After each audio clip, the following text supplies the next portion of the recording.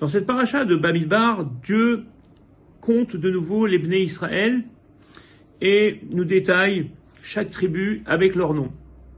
Naphtali a un nom qui est surprenant, c'est Ahira ben Anan. Ahira, si on décompose ce mot, c'est Ahira, un frère mauvais. Quel père a eu l'idée de donner un tel nom, Ahira? Alors bien entendu, les commentateurs se posent la question. Le premier d'entre eux, c'est le Or HaChaim Akadosh. Et le Or HaChaim Akadosh nous dit que, en réalité, Naphtali a eu un héritage, il a eu ce qu'on appelle Perot Genosar. La Gemara dans Brachot nous parle de ces fruits qui étaient des fruits succulents, des fruits incroyables, qui avaient un goût du Gan Eden. Et donc c'était des terres fertiles qu'il a héritées. Et à contrario, son frère Dan, son frère de père et de mère, a hérité dans le nord de terrains arides. Et en réalité, Naphtali a donné le nom de Ahira pour dire pourquoi mon frère a eu une mauvaise part. Donc c'était pas mon frère mauvais, c'est pourquoi mon frère n'a-t-il pas eu quelque chose d'aussi bien que moi. Et donc quelque part, Naphtali a imploré l'injustice et a dit mais pourquoi ne pas avoir donné quelque chose de bien à mon frère Ahira, pourquoi mon frère a eu cette mauvaise part? Naphtali, incarne parfaitement ce qu'on attend de n'importe quel juif, c'est d'avoir un regard clément, un regard de compassion envers l'autre, et non pas à regarder, à être content de ce que l'on a. On ne peut pas être content de ce que l'on a quand on sait que l'autre n'a pas. Et Naphtali, plutôt que d'être heureux de son sort, s'est dit non, je ne peux être heureux que si mon frère est aussi joyeux. Alors, quel mérite Naphtali a-t-il eu?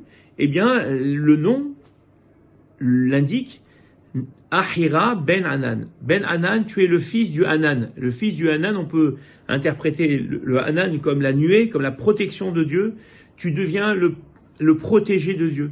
Celui qui regarde et qui est attentionné envers l'autre, devient celui dont Dieu va protéger et va regarder. Parce que regarder l'autre, c'est en fin de compte le travail de Dieu. Dieu, il fait que ça toute la journée. Il regarde ce qu'on a besoin. Et lorsque nous, on regarde ce que les autres ont besoin, quelque part, on est en train d'aller vers l'Arta Bidrachav. Nous sommes en train d'aller dans le chemin de Dieu. La deuxième chose que Naphtali, c'est Imre Shefer. À Naphtali, Ayala Shelucha. Imre Shefer, on dit que les grands Chazanim, les grands Shalir Sibour sont des descendants de Naphtali. Et on dit pourquoi ce sont eux qui ont pris cette fonction-là.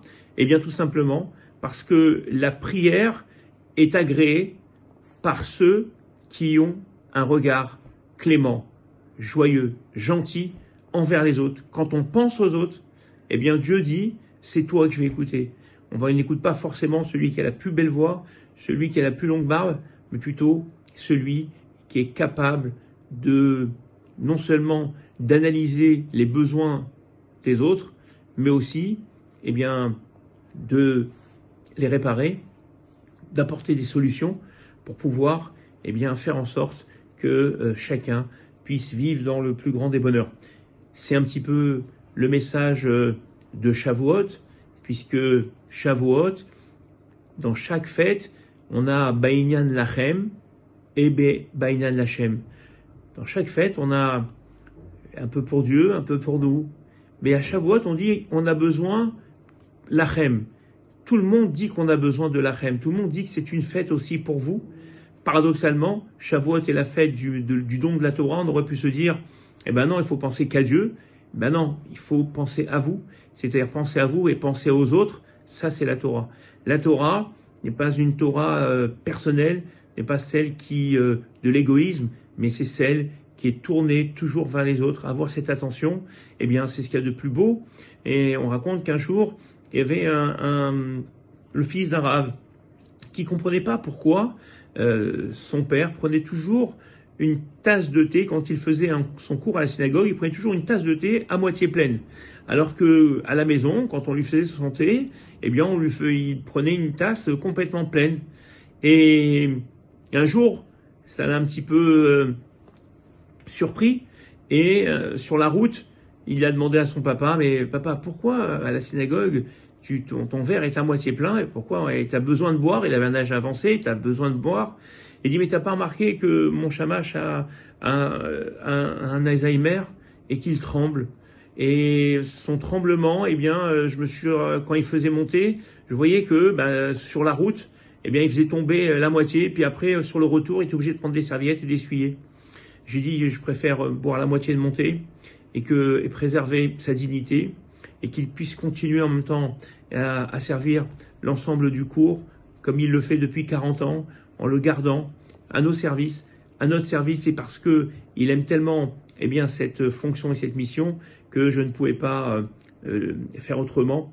Voilà. Donc, en fin de compte, c'est cette vision des choses, cette compréhension des autres qui font de nous des juifs authentiques.